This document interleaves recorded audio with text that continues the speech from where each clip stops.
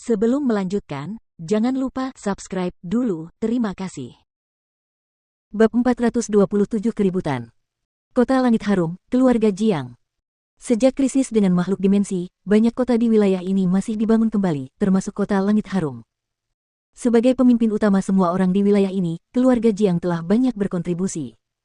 Selama periode waktu ini, keluarga Jiang telah menyelamatkan orang-orang dari gempa susulan. Banyak kota yang hampir sepenuhnya dibangun kembali, dan Kota Langit Harum adalah kota yang membutuhkan waktu paling sedikit untuk pulih. Sebagian besar bangunan mereka telah diperbaiki atau dibangun kembali, membuatnya tampak jauh lebih mewah daripada sebelumnya.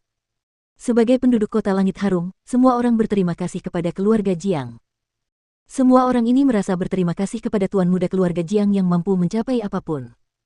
Bagi orang-orang ini, keluarga Jiang telah memberi mereka kehidupan baru, hidup mereka telah diselamatkan oleh mereka. Semua orang ini mewakili kemakmuran keluarga Jiang, setidaknya di wilayah ini.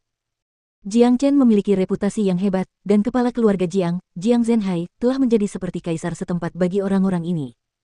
Segala sesuatu di keluarga Jiang berjalan seperti biasa.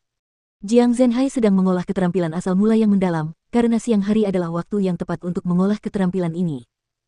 Sekarang dia duduk dengan tenang di halamannya, mengedarkan keterampilan asal mula yang mendalam dan menyerap energi yang murni dari langit. Ledakan. Tiba-tiba, angin kencang muncul, dan energi dahsyat menyapu langit yang tenang. Banyak sinar keemasan muncul di langit, dan tak lama kemudian, puluhan sosok tangguh terungkap di langit di atas keluarga Jiang. Jiang Zhenhai segera terbangun dari kultivasinya setelah merasakan tekanan luar biasa yang datang dari langit. Tekanan itu begitu kuat sehingga ia terpaksa terengah-engah. Ia membuka matanya dan melemparkan pandangannya ke arah tamu tak diundang di langit. Aura yang sangat kuat. Ekspresi wajah Jiang Zhenhai berubah drastis. Meskipun dia adalah seorang prajurit inti ilahi yang perkasa, tetapi ketika dia merasakan aura orang-orang ini, dia merasa bahwa bahkan jika dia melawan mereka dengan sekuat tenaga, dia akan tetap dihancurkan oleh mereka seolah-olah dia adalah seekor semut kecil. Dia hanya tidak memiliki kemampuan untuk membela diri dari mereka.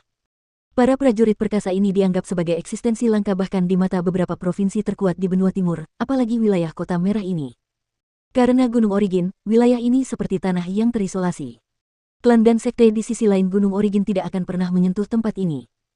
Jadi, mengapa begitu banyak prajurit perkasa datang ke keluarga Jiang hari ini? Namun Jiang Zhenhai bukanlah orang bodoh. Ia tahu bahwa dengan kemampuannya, sama sekali tidak mungkin baginya untuk menarik begitu banyak prajurit hebat ke keluarga Jiang. Hanya putranya, Jiang Chen yang memiliki kemampuan ini. Menghadapi situasi ini, Jiang Zhenhai tidak menunjukkan tanda-tanda panik. Terlepas dari apapun niat orang-orang ini, selama itu terkait dengan putranya, dia tidak akan menunjukkan rasa takut. Dengar baik-baik, orang-orang dari keluarga Jiang. Jiang Chen telah menyinggung dinasti marsial Shen dan melakukan pelanggaran berat. Kaisar Kekaisaran telah memberikan dekrit kekaisaran untuk membunuh semua anggota keluarga Jiang karena hal ini. Oleh karena itu, setiap anggota keluarga Jiang akan dipenjara sekaligus. Jika salah satu dari kalian berani melawan, kalian akan dibunuh di tempat. Kata-kata Kaisar Ketujuh bagaikan guntur yang terus bergemuruh di langit. Karena orang-orang di sini relatif lebih lemah daripada mereka yang ada di Sekte Hitam, tidak seorang pun dari mereka yang pernah melihat seorang pejuang jiwa tempur sebelumnya, apalagi seorang pejuang jiwa tempur akhir seperti Kaisar Ketujuh. Beberapa orang yang lebih lemah hampir pingsan saat mendengar suara itu.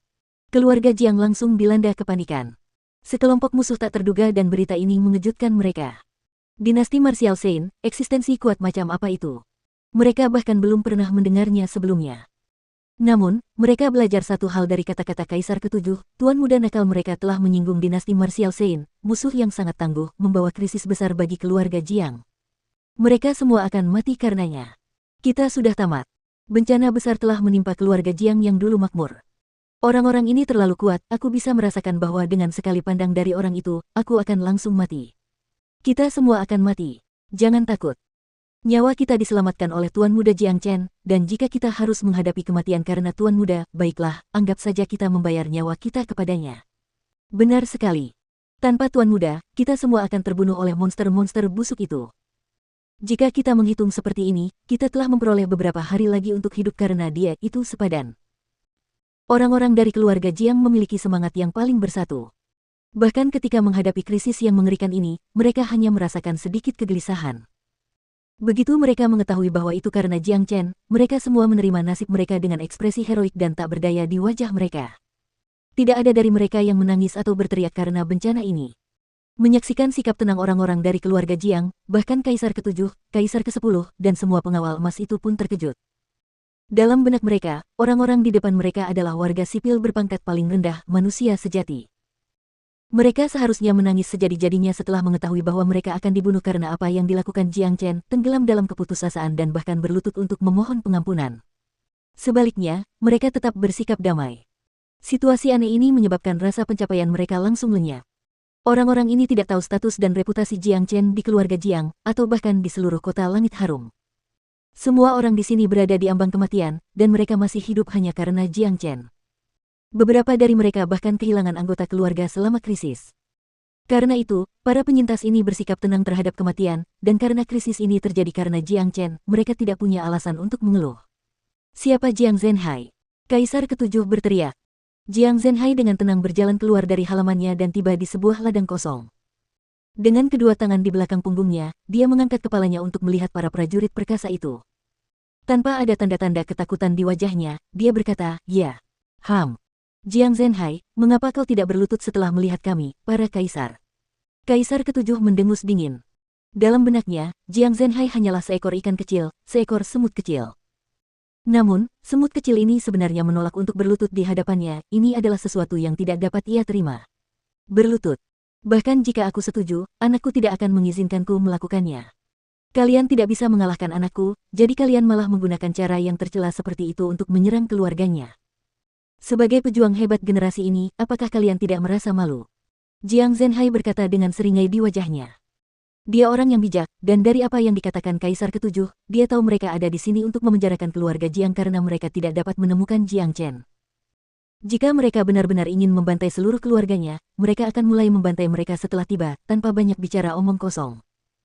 Lebih jauh lagi, jika mereka benar-benar ingin memusnahkan keluarga kecil seperti keluarga Jiang, mengapa mereka mengirim begitu banyak prajurit yang kuat ke sini? Alasan mereka tidak membunuh siapapun tadi dan ingin memenjarakan mereka jelas karena mereka ingin memancing Jiang Chen keluar. Bajingan. Kaisar ke-10 menjadi sangat marah dan bersiap menyerang Jiang Zhenhai, tetapi Kaisar ke-7 segera menghentikannya. Jiang Zhenhai adalah sandera terpenting mereka, dan jika mereka tidak sengaja membunuhnya, mereka akan kehilangan salah satu alat tawar-menawar terbesar mereka.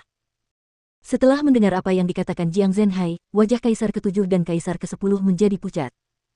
Kata-katanya benar, menggunakan keluarga Jiang Chen untuk mengancamnya ketika mereka tidak dapat menemukannya adalah hal yang sangat memalukan. Namun, karena Jiang Chen adalah seorang pria dengan potensi besar, dan dia tidak dapat ditemukan dimanapun, mereka tidak punya pilihan selain menggunakan metode yang memalukan ini. Bunuh aku sekarang jika kau berani. Aku yakin anakku akan membalaskan dendamku. Jiang Zhenhai berkata dengan cara yang mengesankan, menggambarkan sikap seorang pria sejati. Sebagai seorang ayah, tidak peduli seberapa besar lubang yang dibuat Jiang Chen di langit, dia akan berusaha sebaik mungkin untuk menambalnya. Bahkan jika dia tidak dapat melakukannya, dia tidak akan membuat putranya merasa malu padanya. Dia dapat menanggung konsekuensi apapun yang berhubungan dengan Jiang Chen, bahkan dengan mengorbankan nyawanya sendiri. Aku tidak pernah menyangka kau ternyata pria yang tangguh. Jangan khawatir, Jiang Chen pasti akan menunjukkan dirinya. Pada saat itu, aku akan membiarkan kalian berdua berkumpul kembali dan memasuki neraka bersama-sama. Golden Guard, penjarakan mereka semua sekaligus. Kaisar ke-7 memerintahkan. Bagi pengawal emas yang tangguh ini, klan kecil seperti keluarga Jiang tidak mampu menahan satu pukulan pun dari mereka. Hanya dalam beberapa menit, mereka memenjarakan mereka semua. Apa yang kau lihat? Apa kau mencari kematian? Seorang pengawal emas menyadari seorang pelayan keluarga Jiang tengah menatapnya, jadi ia langsung menamparkan wajah pelayan itu. Gesper. Ketika tamparan itu mendarat di wajah pembantu itu, kepalanya langsung meledak. Sial, sangat lemah. Sang pengawal emas mengumpat dengan nada bosan. Sepertinya aku tidak bisa mengalahkan orang-orang ini seperti yang kuinginkan. Pukulan biasa dariku akan langsung membunuh mereka. Pengawal emas lainnya bergumam. Apa yang terjadi menyebabkan wajah semua pelayan menjadi pucat. Musuh-musuh ini terlalu kuat, salah satu dari mereka dapat dengan mudah membunuh mereka semua, dan tidak ada cara bagi mereka untuk membela diri. Tidak lama setelah keluarga Jiang dipenjara, Wakil Komandan Yuan Long datang ke kota Langit Harum bersama seluruh anggota keluarga Yan dan menyatukan kedua keluarga. Orang-orang dari keluarga Yan jelas tahu akar dari krisis ini, dan karena Yan Chenyu, tidak ada yang bisa mereka keluhkan. Yan Chenyu adalah putri kesayangan keluarga Yan mereka. Oleh karena itu, mereka bersedia menerima hukuman apapun karena apa yang telah dilakukannya. Di dalam aula utama keluarga Jiang, Jiang Zhenhai bertemu dengan Yan Zhangyun. Kedua orang terpenting ini ditawan bersama-sama. Mereka saling bertukar pandang dan tersenyum pada saat yang sama. Saudara Yan, apakah kamu menyesal? Jiang Zhenhai bertanya. Kenapa aku harus melakukannya? Memiliki anak perempuan dan menantu laki-laki seperti mereka adalah kebanggaan terbesarku. Bahkan jika aku mati sekarang, aku akan tetap tersenyum di alam baka. Yan Zhanyun menghadapi situasi itu tanpa rasa takut sama sekali. Saudara ketujuh, kedua orang ini adalah orang yang paling penting. Menurut pendapatku, kita harus meminta Yuan Long untuk membawa mereka ke dinasti Martial Saint. Kata Kaisar ke-10. Baiklah. Yuan Long, kau akan membawa kedua orang ini ke dinasti Martial Saint dan memenjarakan mereka di sana. Kaisar ke-7 memberitahu Yuan Long. Dipahami. Yuan Long menangkupkan tinjunya ke arah kedua kaisar, lalu melambaikan lengan bajunya dan menghilang dari tempat kejadian bersama Jiang Zhenhai dan Yan Zhanyun. 3 hari kemudian, dinasti Martial Saint tiba-tiba mengumumkan beberapa berita. Kaisar Kekaisaran secara pribadi telah memerintahkan agar semua orang yang terkait dengan Jiang Chen, Yang Chenyu, dan teman-teman mereka akan menghadapi hukuman mati. Semua orang di Sekte Hitam telah dipenjara, begitu pula keluarga dari semua yang lainnya. Ada berita khusus lainnya juga, kampung halaman Jiang Chen di sisi lain Gunung Origin telah dipenjara juga. Berita ini langsung mendatangkan badai besar ke seluruh benua timur. Ya Tuhan, semua anggota keluarga dan teman-teman mereka harus dibantai untuk menghukum mereka. Apa yang dilakukan Jiang Chen kali ini? Mengapa Kaisar Kekaisaran begitu marah? Kejam sekali. Ini pertama kalinya dinasti Saint bela diri mengeluarkan dekrit kekaisaran untuk membantai semua anggota keluarga dan teman seseorang. Mereka bilang pembantaian, tapi mereka malah memenjarakan mereka semua tanpa membunuh mereka. Sepertinya mereka tidak tahu di mana Jiang Chen berada, saya pikir motif mereka adalah untuk memancing Jiang Chen keluar.